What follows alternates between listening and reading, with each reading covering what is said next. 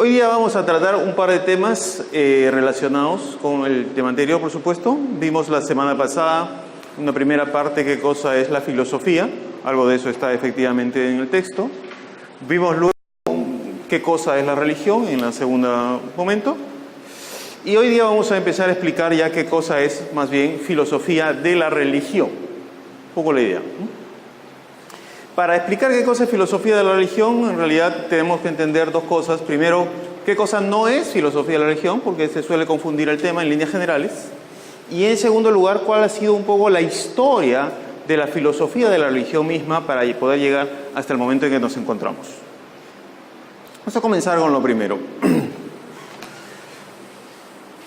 Lo primero que tiene que quedar en claro es que la filosofía de la religión no es una reflexión sobre la naturaleza de Dios. No es una reflexión sobre la naturaleza de Dios. Es sobre la religión. O sea, es una reflexión sobre esto que hemos definido como búsqueda de la trascendencia, que es otro problema. Así considerado, la filosofía de la religión no ha existido siempre. De la misma forma que la filosofía no ha existido siempre. Es el resultado de un proceso histórico de la razón.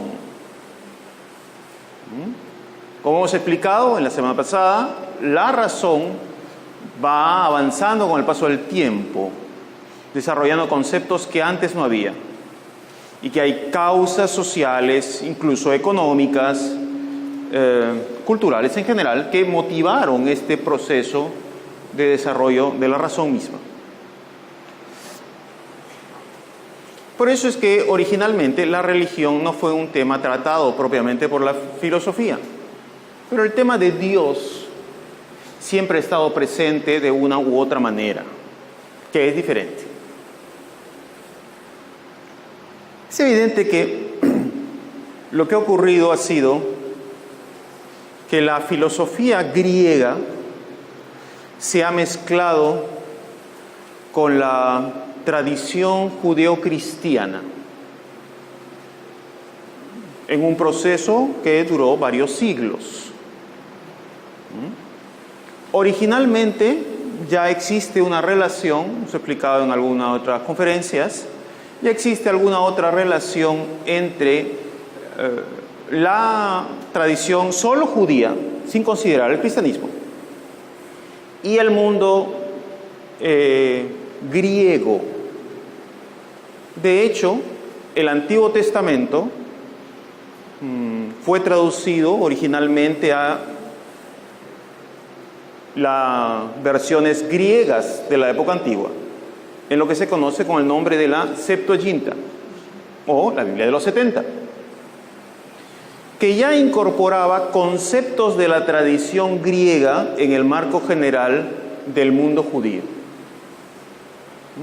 Los judíos helenizados, que se llamaban en esa época, porque provenían de toda la tradición alejandrina helénica. Entonces, antes incluso que la aparición del cristianismo, ya la tradición de judía antigua, bíblica, ya estaba mezclada con la filosofía. Y entonces muchos conceptos van a ir apareciendo después, como surgiendo de esta amalgama de dos culturas diferentes. En el Nuevo Testamento esto se realiza de manera más clara, sobre todo en el Evangelio de San Juan. Los términos del Evangelio de San Juan, por supuesto, estos textos evangélicos, lo que tenemos son básicamente griegos. Se entenderá que originalmente pudieron haber sido escritos los evangelios en arameo, pero lo que tenemos es las versiones griegas. Y las versiones griegas incorporan conceptos efectivamente de la tradición de la misma filosofía griega, claro que dándole un sentido diferente al de su versión original. Recordaremos el inicio del Evangelio de San Juan. ¿Qué dice? En el principio está el verbo. Correcto. En correcto griego, en arché kaiologos. El arché era el principio, reflexión primera de los primeros filósofos griegos. Y el logos era el concepto desarrollado por la segunda generación de filósofos griegos, Heráclito, Parménides, etc. Estamos hablando de autores de los siglos V, VI antes de Cristo. O sea, los dos conceptos del inicio de la filosofía, el arjé y el logos, fueron incorporados en la tradición ya del Nuevo Testamento. Y así es como poco a poco, por supuesto, en este proceso de desarrollo de una nueva forma de cultura, de pensamiento, el cristianismo aparece en todo su esplendor helenizado durante los siguientes siglos. Esos siglos son los que conocemos normalmente con el término de la patrística.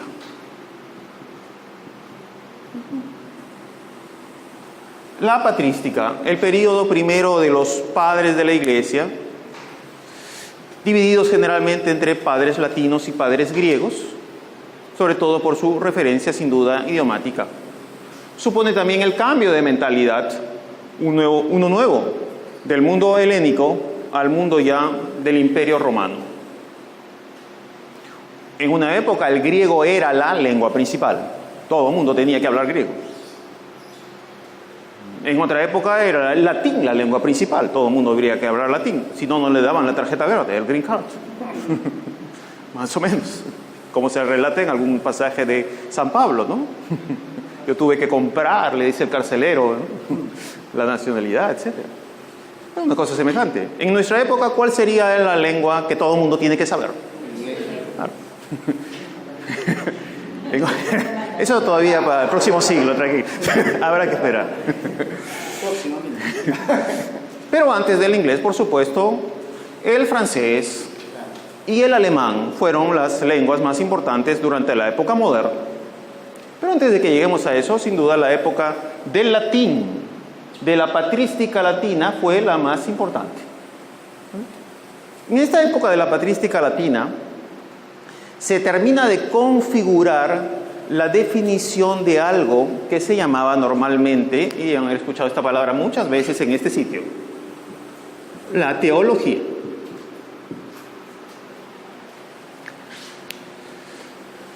Debemos explicar en qué consiste este término, sobre todo para dejar en claro que la teología no es la filosofía de la religión.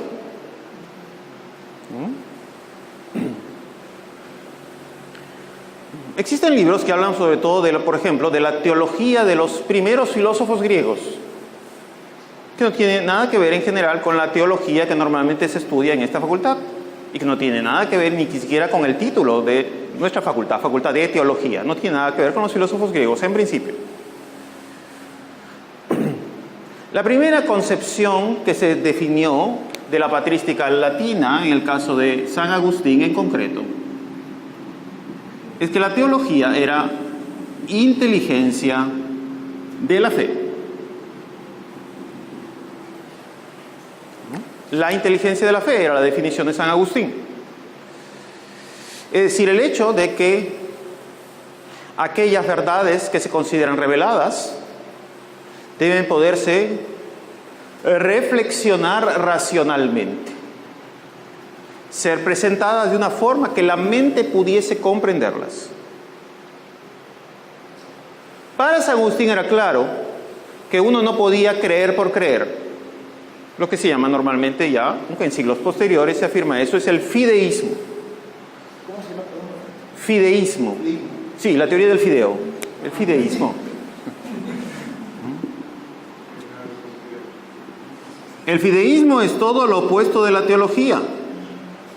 Porque el fideísmo efectivamente es creer por creer. Cuando a alguien le piden cuáles son las razones de su fe, él lo único que dice es porque tengo fe. Pero en la tradición de la patrística cristiana, de los padres de la iglesia, tanto griegos como latinos, eso no tenía ningún sentido.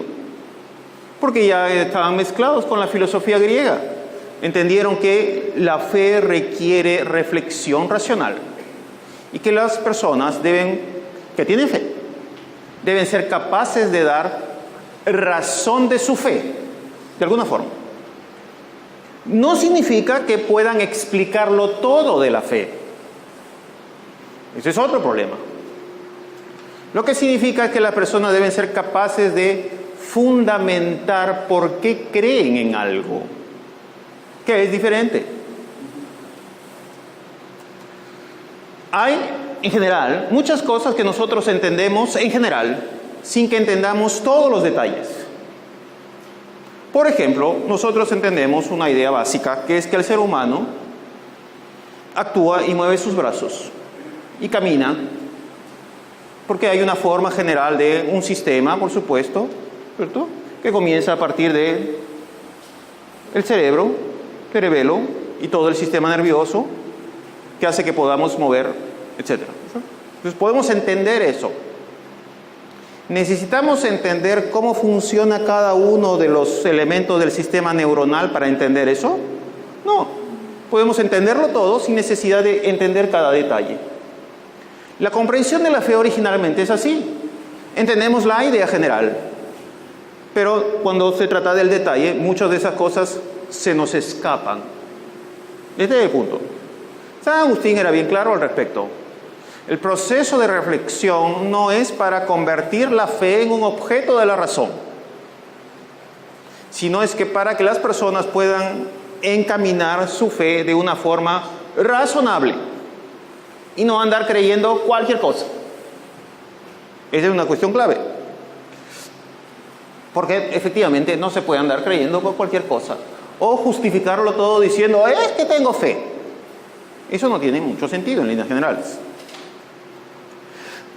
Esta idea de San Agustín generará entonces un marco de teología que en líneas generales también va a oponerse a dos teologías predominantes de su tiempo, que eran, en primer lugar, lo que él llamaba la teología mítica. La teología mítica era, por supuesto, reconocida por los mismos griegos y romanos. La teología que se basaba en los relatos de los poetas. Es la teología mítica.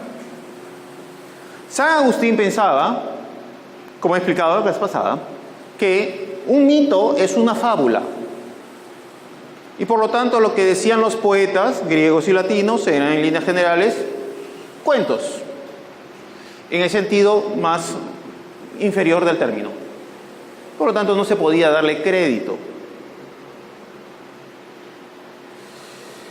San Agustín entendió que las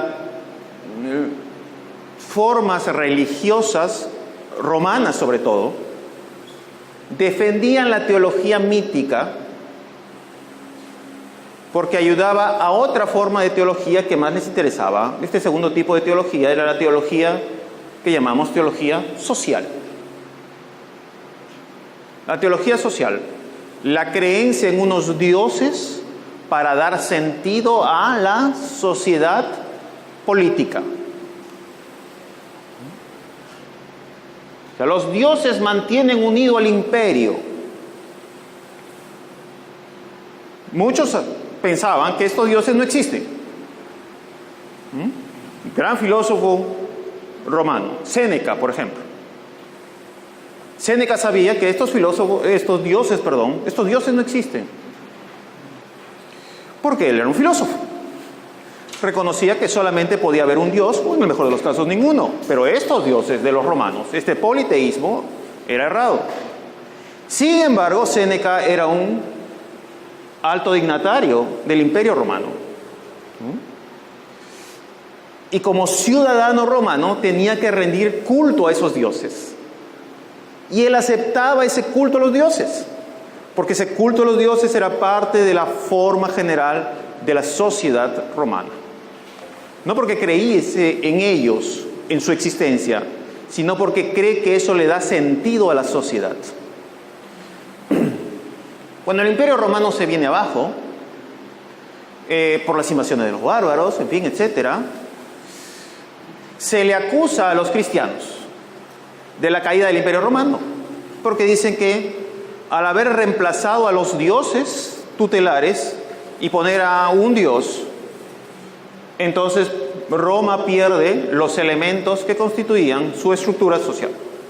Y por lo tanto tenía que volverse a ese politeísmo. Estas son parte de las cosas que decía San Agustín, que criticaba San Agustín, para combatir esos dioses romanos. O sea que esta inteligencia de la fe se opone también, como he dicho, tanto a la teología mítica como a la teología social o política. Que en esta época, dicho sea de paso, todavía no se hacían distinciones entre lo que era social y político. Este es otro problema. Como saben también, algunos de ustedes, las ideas de San Agustín fueron las ideas predominantes durante los siglos posteriores. De hecho, hasta pasar el milenio y un poco más. Cuando comienzan las universidades, estamos hablando ya del siglo, fines del siglo XII, principios del siglo XIII, comienzan las universidades a existir. Antes no existían centros de enseñanza. Muchos de esos centros de enseñanza se constituían alrededor de un profesor. Un profesor se mudaba de sitio, los alumnos seguían al profesor. Entonces no había un sitio en realidad. Estos centros propiamente asociados al desarrollo de cierta forma de urbanismo, centros universitarios, recién empiezan a existir cuando, por supuesto, las sociedades empiezan a asentarse más. En el origen de la universidad, por supuesto, se encontraba la Facultad de Teología. Y la teología era entendida originalmente como, efectivamente, la teología de San Agustín. Ir a estudiar teología en la universidad significa ir a estudiar lo que está en San Agustín. Sin embargo, ocurrió un problema en líneas generales de la que el mismo inicio de la universidad no pudo soportar, que era lo siguiente. San Agustín había escrito un libro que se llamaba La ciudad de Dios, de Civitas Dei. La Civitas Dei en latín, por supuesto. La ciudad de Dios fue un libro en el cual, criticando lo de las teologías, todo esto que hemos reflexionado está precisamente al inicio de este libro, pero además de demostrar que es falsa la idea de que por haberse separado de los dioses es que se vino abajo el Imperio Romano, este libro fue interpretado de dos formas diferentes. Unos interpretaron el texto, un gran grupo interpretó este texto como un texto político, social. El libro habla, por supuesto, de la ciudad de Dios y su opuesto, la ciudad terrenal. E interpretaron que la ciudad de Dios era la iglesia como institución, mientras que la ciudad terrenal era el Estado en su forma imperial. Y por lo tanto, la lucha entre la ciudad de Dios y la ciudad terrenal era la lucha entre la iglesia y el Estado. Una lucha en la cual, por supuesto, la ciudad de Dios tenía que prevalecer. Eso marcó gran parte de las intervenciones políticas de la iglesia. La iglesia efectivamente interpretó esto así. Toda una larga tradición de eso. Pero es solamente una parte de la historia, por supuesto. La otra forma de interpretar el texto, que es la forma correcta, no solo para San Agustín, sino en las interpretaciones contemporáneas, es no una interpretación sociopolítica, sino una interpretación ética. Es decir, que en realidad la ciudad de Dios no es una institución, sino que, como dice el mismo texto, la ciudad de Dios es la unión de todos los que aman a Dios. Mientras que la ciudad terrenal es todos los que se aman a sí mismos. Y por lo tanto, la lucha entre la ciudad de Dios y la ciudad terrenal es una lucha moral, al interior de cada uno. para dejar de amarse a sí mismo, ponerse a sí mismo como centro y poner a Dios como centro.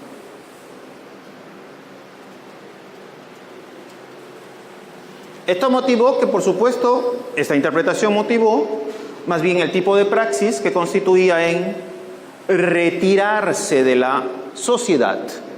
Los monasterios efectivamente se basaron en este principio, comenzando con las ideas benedictinas, sin duda. El retiro, la importancia de retirarse para, y este es el otro detalle, más adecuadamente para San Agustín, para esperar el fin del mundo. San Agustín entendía que la caída del Imperio Romano remarcaba el fin del mundo, porque era el orden que él había conocido. Y entonces, al venirse eso abajo, él pensó, se viene el único orden que hay, es porque ya el fin del mundo está cerca. Escribió La ciudad de Dios pensando que el mundo está por acabarse. Piensen lo siguiente: si supiésemos que mañana es el fin del mundo, ¿correríamos hoy día a inscribirnos en el partido prista? Por supuesto que no. Ni aunque no sea el fin del mundo, bueno, es otro problema. Pero lo que voy es que si piensas que es el fin del mundo, entonces la vida política no tiene sentido, porque ya el mundo se acaba.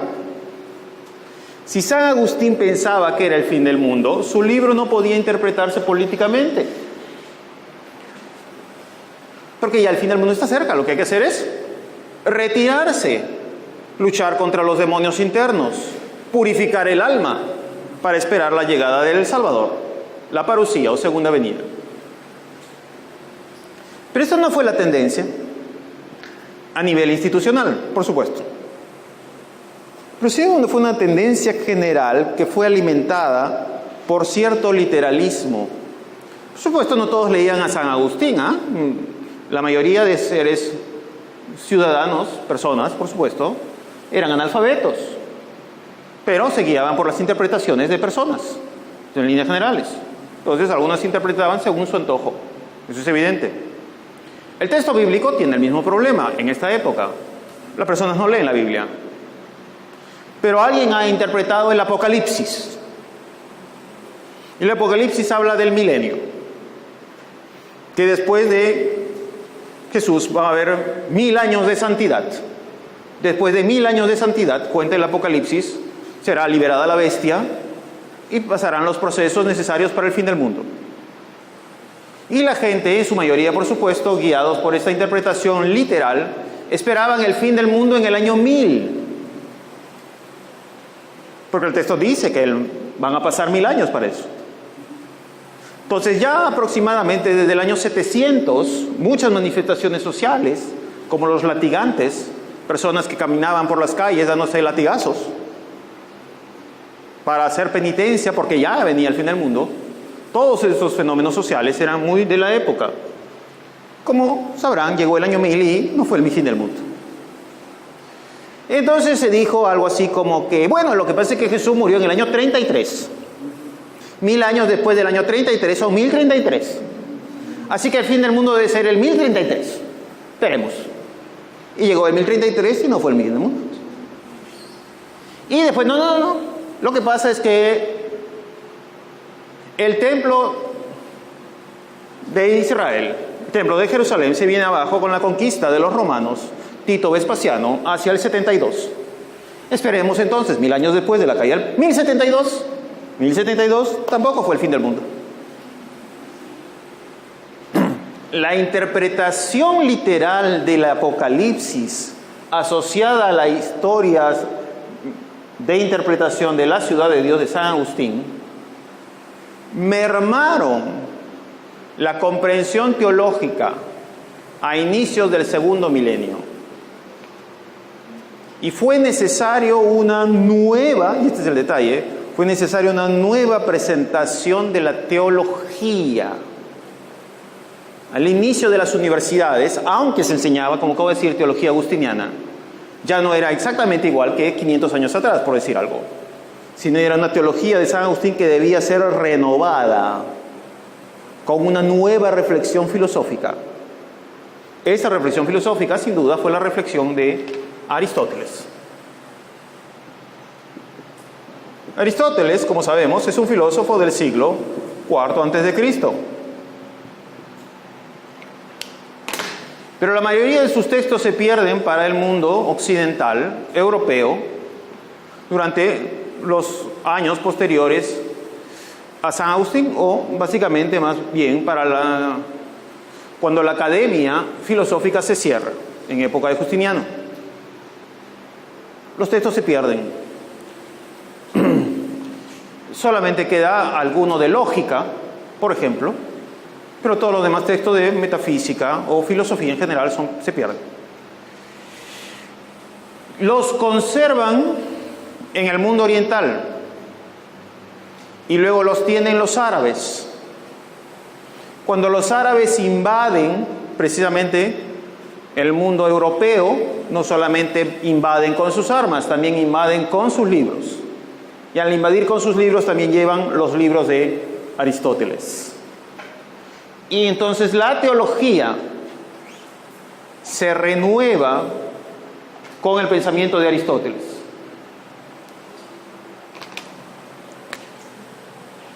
Esto fue, por supuesto, un largo proceso, pero encuentra su punto final de llegada en el otro gran autor de la época medieval, que fue